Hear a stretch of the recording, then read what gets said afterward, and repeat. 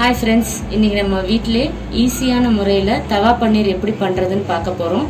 இதையே பன்னீர் டிக்காவா எப்படி செய்யறதுன்னு உங்களுக்கு வீடியோ கடைசியில் சொல்கிறேன், தவறாமல் பாருங்கள். இந்த மேரினேஷனுக்கு தேவையான பொருட்கள்: 1 டேபிள் ஸ்பூன் மிளகாய் தூள், கொஞ்சம் தேவையான அளவு உப்பு, கொஞ்சம் மஞ்சள் பொடி, 1 டேபிள் ஸ்பூன் இஞ்சி பூண்டு பேஸ்ட், கொஞ்சம் ஜீரகத்தூள், கொஞ்சம் கிறிஸ்பியாக வேணும்னா அதுக்கு கார்ன்ஃப்ளவர் எடுத்திருக்கேன், வேண்டான்னா கார்ன்ஃப்ளவர் ஸ்கிப் பண்ணிடுங்க.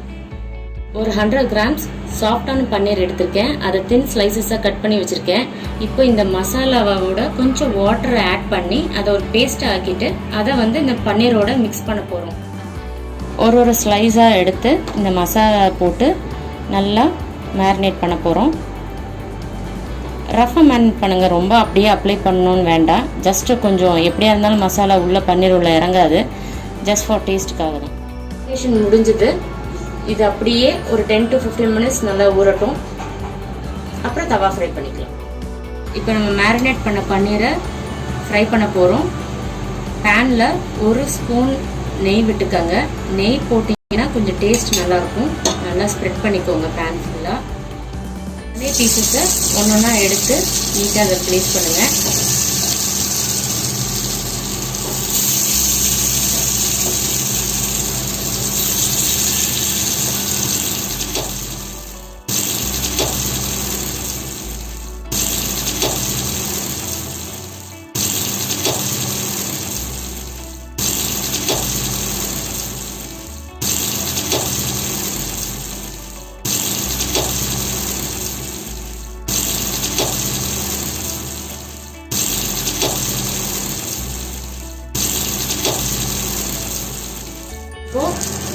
இதை அப்படியே திருப்பி போட போகிறோம். ஒரு 2 செகண்ட்ஸ் ஆயிருக்கும். நல்லா ரோஸ்ட் ஆகிடுச்சு ஒரு சைடு.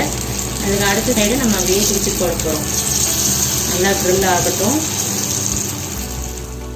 இப்போ எல்லா சைடும் நல்லா வெந்துருச்சு.